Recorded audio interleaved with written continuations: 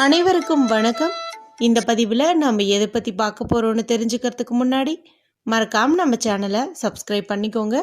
கூடவே பெல் பட்டனையும் கிளிக் பண்ணிவிட்டு ஆளுங்கிற ஆப்ஷனை கொடுத்துட்டிங்கன்னா நான் போடுற வீடியோக்கள் எல்லாமே மிஸ் ஆகாமல் நோட்டிஃபிகேஷனில் வந்துடும். இந்த பதிவு ரொம்ப ரொம்ப முக்கியமான பதிவு அப்படின்னே சொல்லலாங்க. எதை பற்றிய பதிவு அப்படின்னு பார்த்தீங்கன்னா, இன்றைக்கி நமக்கு டிசம்பர் மாதத்தின் 30ஆம் தேதி, மார்கழி மாதத்தின் 15ஆம் தேதி நிறைஞ்ச திங்கட்கிழமை. இன்றைக்கி மார்கழி மாதத்திற்குண்டான அமாவாசை திதி இருக்குதுங்க.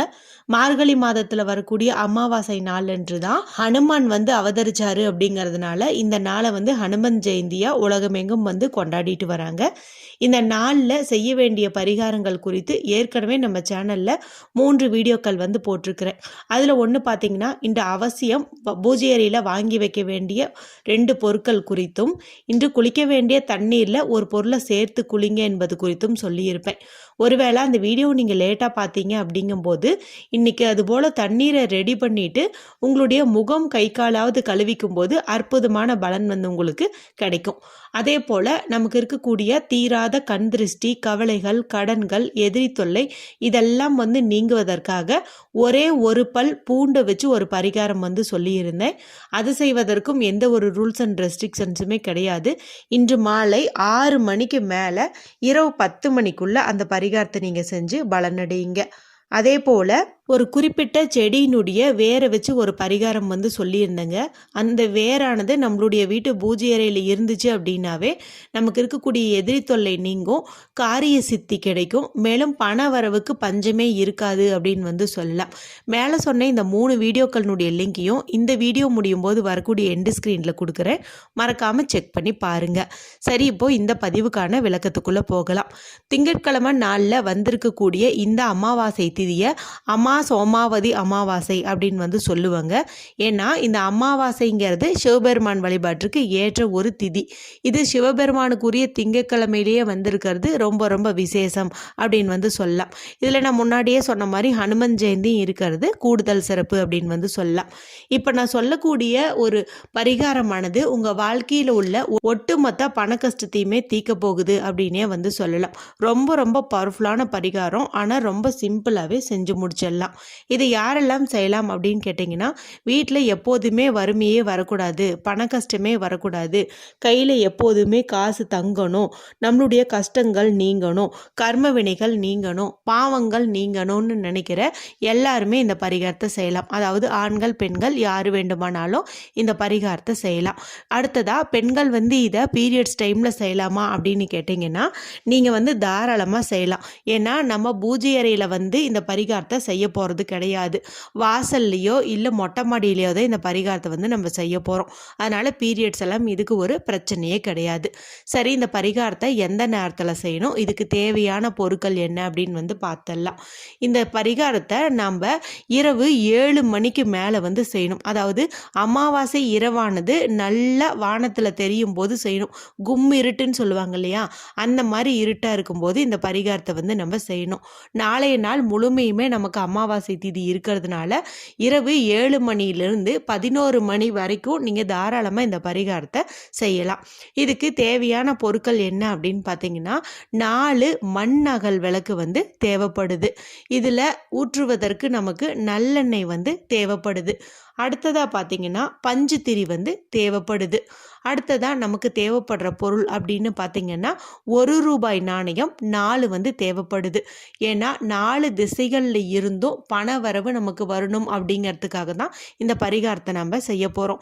மேலும் 4 திசைகளில் இருந்தும் நமக்கு எந்த ஒரு எதிரி தொல்லையும் வந்துடக்கூடாது, எந்த ஒரு கண் திருஷ்டியும் ஏற்படக்கூடாது, எந்த ஒரு கெட்ட சக்தியும் நம்ம நெருங்கக்கூடாது அப்படிங்கிறதுக்காகவும் இந்த பரிகாரத்தை செய்ய போகிறோம். அதனால் 4 1 ரூபாய் நாணயத்தை நீங்கள் எடுத்துக்கோங்க. அடுத்ததாக நமக்கு தேவைப்படுறது அப்படின்னு பார்த்தீங்கன்னா, கைப்பிடி அளவுக்கு பச்சரிசி தேவைப்படுது. இந்த நாளானது திங்கட்கிழமையாக இருக்குது. திங்கட்கிழமைங்கிறது சிவபெருமான் வழிபாட்டிற்கு மட்டும் இல்லைங்க, சந்திர பகவான் வழிபாட்டிற்கும் ஏற்ற ஒரு நாளாக கருதப்படுது. அவருக்கு உரிய தானியம்னு பார்க்கும்போது நெல் மற்றும் அதுக்குள்ளே இருக்கிற அரிசி. அதனால் நம்ம அரிசியை வந்து இந்த பரிகாரத்துக்கு பயன்படுத்திக்கலாம். ஒருவேளை இந்த வீடியோவை நீங்கள் ரொம்ப லேட்டாக தான் பார்த்துட்ருக்கீங்க, இந்த சமயத்தில் உங்கள் வீட்டில் பச்சரிசி இல்லை அப்படிங்கும்போது நீங்கள் வீட்டில் சமையலுக்கு பயன்படுத்துகிற அரிசியவோ அல்லது இட்லி அரிசியவோ வந்துட்டு தாராளமாக பயன்படுத்திக்கலாம். இப்போ நான் சொன்ன பொருட்களை எல்லாம் நீங்கள் ரெடி பண்ணி வச்சுக்கோங்க. இரவு 7 மணிக்கு மேலே உங்களுடைய வீட்டு வாசல்லையோ அல்லது மொட்டை மாடியிலையோ எங்கே வந்து பார்த்தா வானம் நல்லா நமக்கு தெரியுமோ, அதாவது அந்த அமாவாசை இருட்டானது நல்லா தெரியுமோ அந்த மாதிரி ஒரு இடத்த வந்துட்டு நீங்கள் தேர்வு செஞ்சுக்கோங்க. அந்த இடத்த முதல்லே வந்துட்டு சுத்தம் பண்ணிக்கோங்க, அதாவது நல்லா வந்து கூட்டி பெருக்கிக்கோங்க. அடுத்ததாக அங்கே கொஞ்சம் வந்து லைட்டாக தண்ணீர் வந்து நீங்கள் சுற்றிலும் தெளிச்சு விடுங்க. அதாவது நம்ம வாசல் தெளிப்போம் இல்லையா, அந்த மாதிரி வந்துட்டு நீங்கள் தெளிச்சு விடுங்க. இப்போ அரிசி இருக்குது இல்லையா, அதை வந்துட்டு நீங்கள் 4 பங்காக வந்து பிரிக்கணும். ஒரு கைப்பிடி அரிசி தான், அதையவே வந்து நீங்கள் கொஞ்சம் கொஞ்சமாக 4 பக்கம் வந்து வைக்கணும். அதாவது கிழக்கு, மேற்கு, வடக்கு, தெற்கு அப்படின்ட்டு. அடுத்ததாக இந்த 4 கைப்பிடியாக நம்ம பிரித்து வச்ச ஒவ்வொரு அரிசி குவியல் மேலேயும் நீங்கள் ஒவ்வொரு மண் அகல் வந்து வைக்கணும். இப்போ 4 அரிசியை பிரித்து வச்சுருக்கோம், 4 மேலேயும் 4 அகல் விளக்கு வந்து நம்ம வச்சுருக்கிறோம். இந்த அகல் விளக்குக்கு முன்னாடியே நீங்கள் சந்தன குங்குமம் இட்டுக்கோங்க. அடுத்ததாக இந்த அகல் விளக்கில் நல்லெண்ணெய் வந்து நீங்கள் ஊற்றிக்கோங்க. அடுத்ததாக இந்த பஞ்சு திரியை போட்டுக்கோங்க. இப்போ வந்து இந்த தீபத்தை வந்து நீங்கள் ஏற்றி வைங்க. இந்த தீபம் பார்த்து எரிய வேண்டிய திசை என்ன அப்படின்னு பார்த்தீங்கன்னா, தெற்கு தவிர மற்ற 3 திசைகள்லையும் பார்த்த மாதிரி நீங்கள் ஏற்றலாம். 2 விளக்கை வந்துட்டு நீங்கள் கிழக்கு பக்கம் பார்த்த மாதிரி வச்சுருங்க, 1 மேற்கு பார்த்த மாதிரி வச்சுருங்க, 1 வடக்கு பார்த்த மாதிரி வச்சுருங்க. தெற்கு பக்கம் வந்து யமனுடைய திசை அப்படிங்கிறதுனால நம்ம அந்த திசையை பார்த்து தீபம் ஏற்ற வேண்டாம். அடுத்ததாக உங்ககிட்ட பூக்கள் இருந்துச்சு, அதாவது சாமந்தி, ரோஜா இது மாதிரி பூக்கள் வச்சுருந்தீங்க அப்படிங்கும்போது இந்த பூக்களை ஒவ்வொரு விளக்குக்கு பக்கத்துலேயும் வந்துட்டு நீங்கள் வச்சுருங்க. அடுத்ததாக 1 ரூபாய் நாணயம் இருக்குது இல்லையா, இதையும் வந்துட்டு நீங்கள் அந்த விளக்குக்கு பக்கத்துலேயே வந்துட்டு வச்சுருங்க.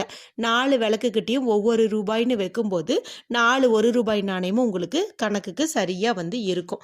அதன் பிறகு உங்களுடைய முன்னோர்களையும் குலதெய்வத்தையும் சிவபெருமானையும் உங்களுடைய இஷ்ட தெய்வத்தையும் மனதார வந்து நீங்கள் வழிபாடு செய்யுங்க. எங்களுக்குள்ள எல்லா விதமான பிரச்சனைகளும் நீங்கணும்னு ஆத்மார்த்தமாக நீங்கள் வேண்டிக்கோங்க. அதன் பிறகு நீங்கள் உங்களுக்கு என்ன வேலை இருக்கோ அதை நீங்கள் தாராளமாக போய் பார்க்கலாம். தூங்குறதுனாலும் தாராளமாக போய் தூங்கலாம். இரவு முழுவதும் இது அப்படியே வந்து இருக்கட்டும். நீங்கள் ஏற்றி வச்சு கொஞ்ச நேரத்துலேயே அந்த விளக்கானது அணைஞ்சிருச்சுனாலும் அதை பற்றி நீங்கள் கவலைப்பட வேண்டாம். ஒரு இரவு முழுவதும் அது அங்கேயே இருக்கணும், அதுதான் வந்து கணக்கு. மறுநாள் காலையில் நீங்கள் எழுந்ததும் குளித்தாலும் சரி குளிக்காவிட்டாலும் சரி முதல்ல போயிட்டு அந்த அகல் விளக்கில் இருக்கிற அந்த திரியெல்லாம் தூக்கி போட்டுருங்க. விளக்கில் எண்ணெய் மீதம் வந்துச்சு அப்படின்னா அதை கூட நீங்கள் வந்துட்டு கீழே ஊற்றிடலாம். 4 அகல் விளக்கையும் எடுத்துக்கோங்க. அந்த பூக்களையும் நீங்கள் கால்படாத இடத்துல தூக்கி போட்டுருங்க.